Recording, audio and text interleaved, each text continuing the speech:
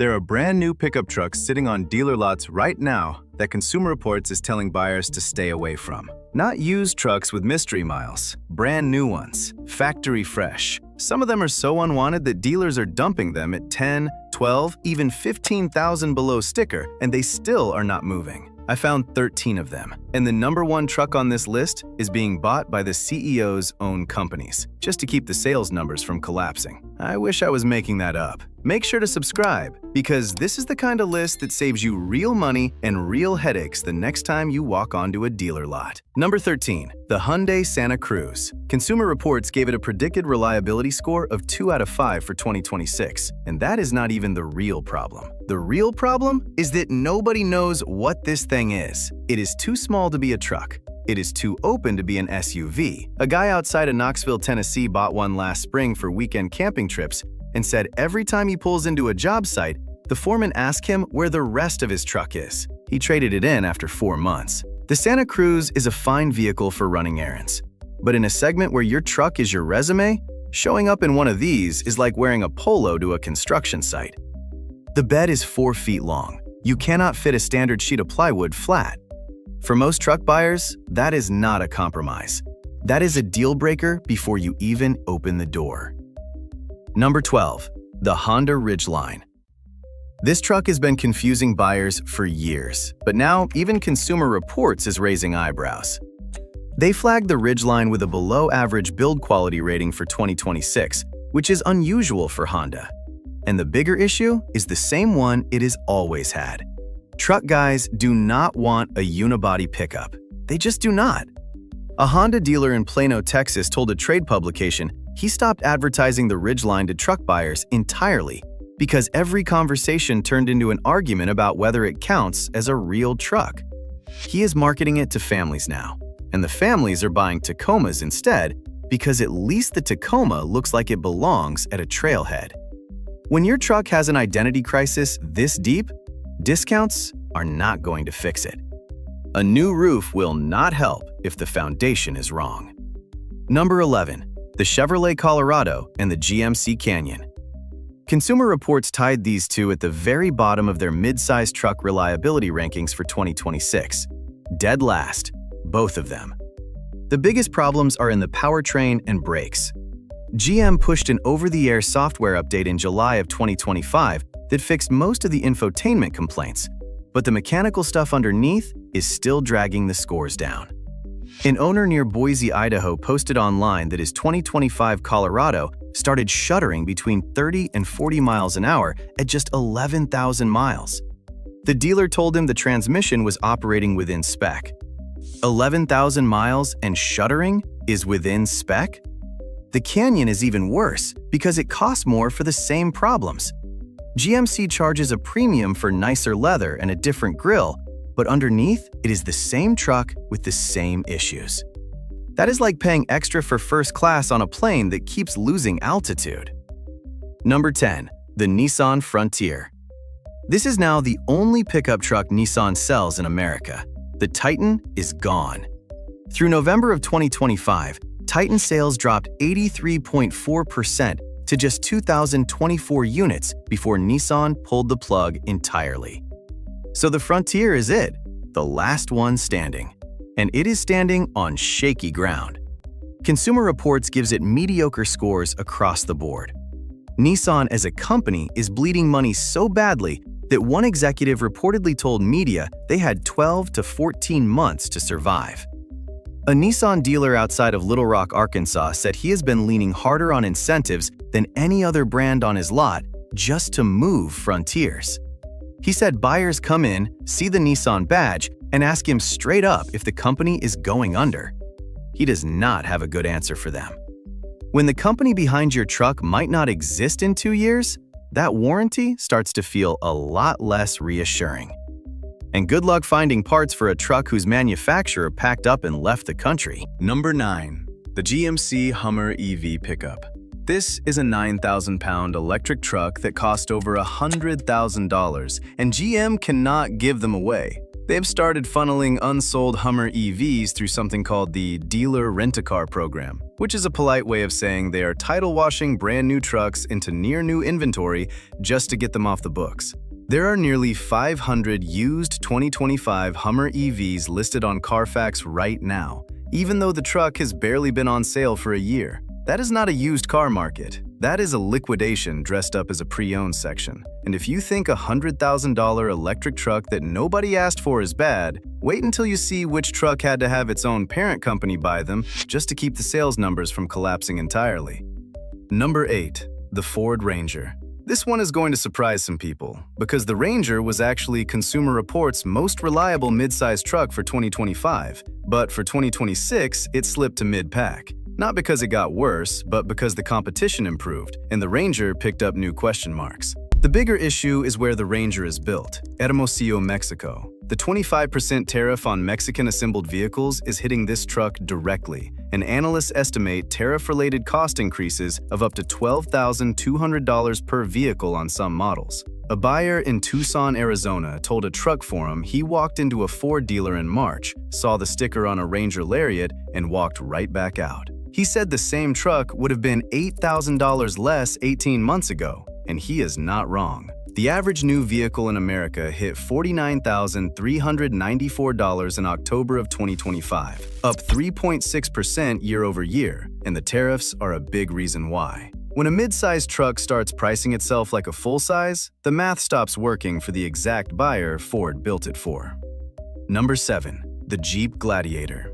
Consumer Reports flagged the Gladiator's steering as its biggest weakness for 2026, which is a problem when your entire brand identity is built around going off-road where steering matters more than anywhere else. But the real damage is coming from above. Stellantis issued 14 recalls covering more than 8.6 million vehicles in the fourth quarter of 2025 alone. The Gladiator has been one of the slowest-moving pickups on dealer lots all year. An owner in Flagstaff, Arizona wrote online that he bought a Gladiator specifically for trail running in Sedona, and within 8 months had 2 recall notices and a steering column replacement. He said he does not trust the truck on a dirt road anymore, which is the one thing a Gladiator is supposed to do better than anything else. Honestly, when your off-road truck makes people nervous about going off-road, you have lost the entire plot.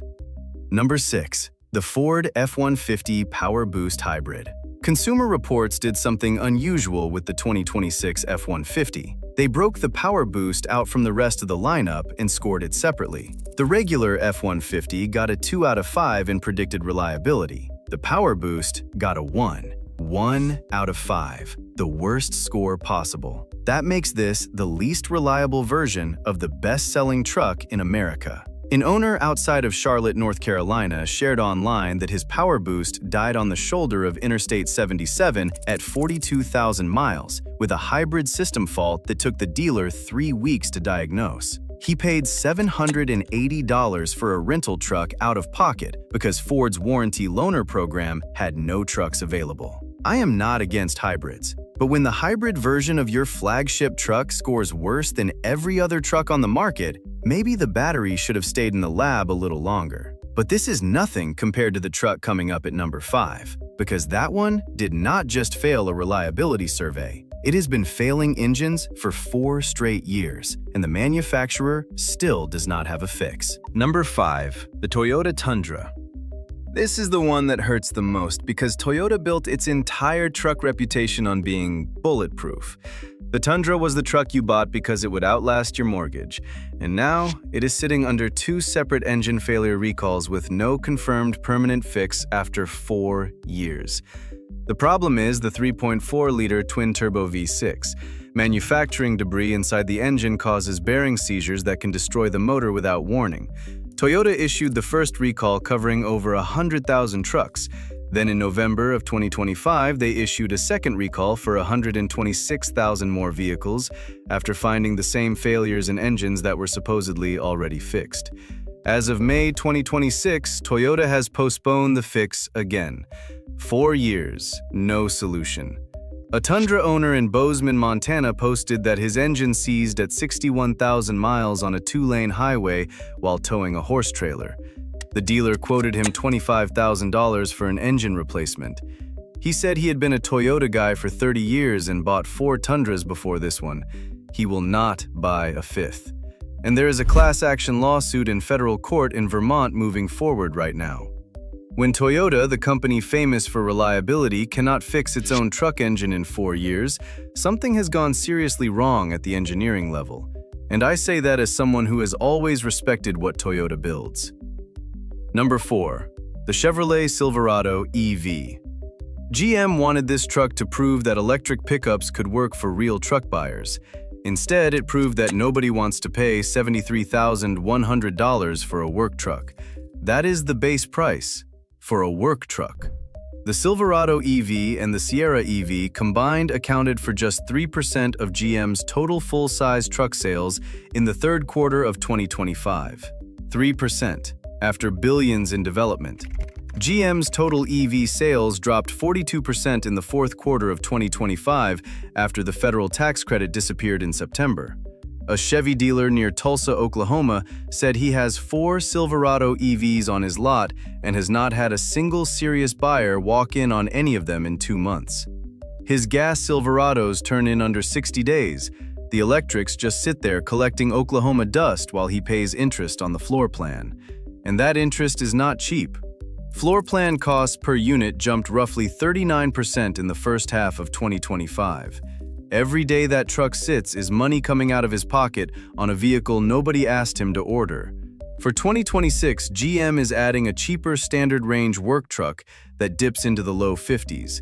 But when the regular gas Silverado starts around $38,000 and does everything a working truck buyer needs, asking him to spend $15,000 more for a battery he never wanted is a tough sell. Actually, it is not a tough sell. It is not a sell at all. But if you think GM overspending on electric trucks is bad, wait until you see how far the number 1 truck on this list went just to hide the fact that almost nobody was buying. Number 3. The Ford F-150 Lightning. Ford idled Lightning production at the Rouge Electric Vehicle Center through much of 2025 because demand simply was not there. Sales fell roughly 15% in the first quarter of 2025 alone, and once the $7,500 federal EV tax credit vanished in September, the bottom dropped out completely.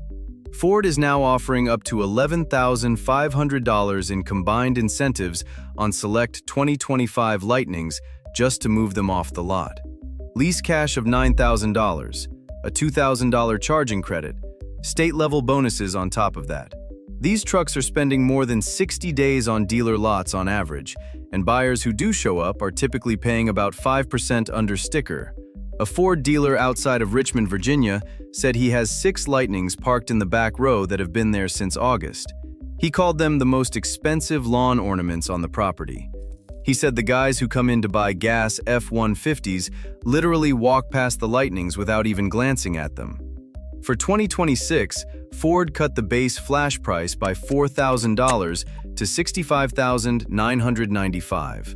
But cutting the price on a truck people are not shopping for is like marking down a winter coat in July. The deal is real, the demand is not. But the number 1 truck on this list makes the Lightning look like a success story. Number 2. The Ram 1500. This is not just a truck that is not selling. This is a truck whose entire brand is in free fall. Ram's full-size pickup market share dropped from 17.8% in 2019 to roughly 8.4% in the first half of 2025. That is more than half the market gone in 6 years. The Stellantis National Dealer Council sent an open letter to then-CEO Carlos Tavares, accusing the company of rapid degradation of Chrysler, Dodge, Jeep, and Ram. That is the dealer network telling its own manufacturer, "You are destroying everything we built." Tavares resigned in December of 2024. The recalls kept piling up.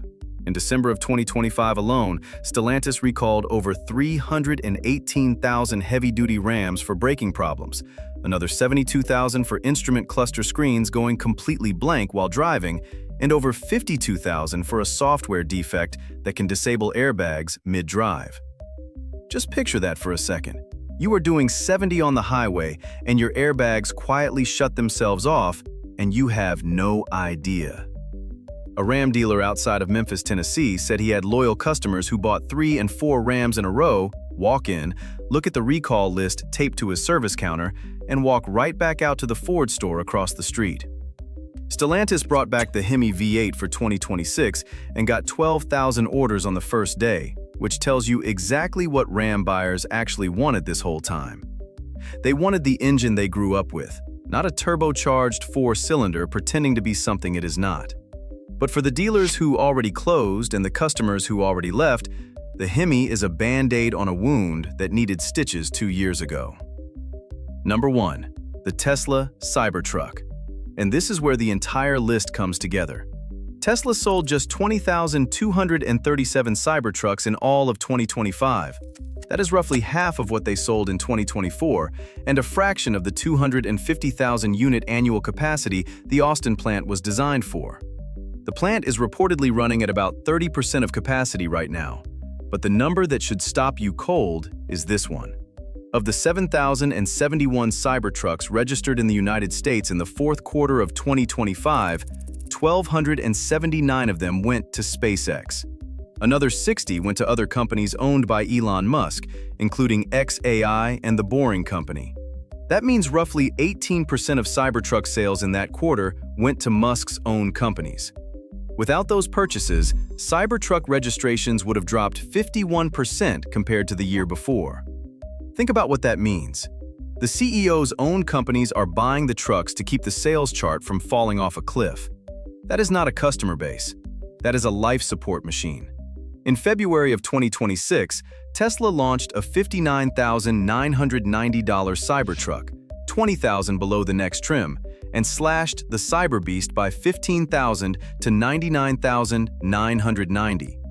The program head, Siddhant Awasthi, left in November of 2025.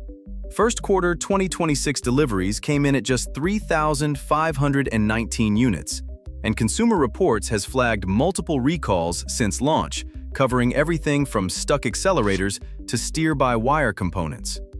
Look, I am not here to tell anyone what to drive, but when a truck needs its own billionaire's companies buying inventory just to keep the lights on at the factory, that is not a vehicle anymore. That is a vanity project with a truck bed. And every dealer who bet on electric trucks being the future is watching this thing circle the drain, wondering when their floor plan comes due. The EV truck market lost its tax credit, lost its momentum, and lost the one thing it needed most: buyers. Which of these 13 trucks shocked you the most? Drop a comment telling me which one you think gets discontinued next. And if this video saved you from a bad decision, hit subscribe so you catch the next breakdown before the dealers change the stickers.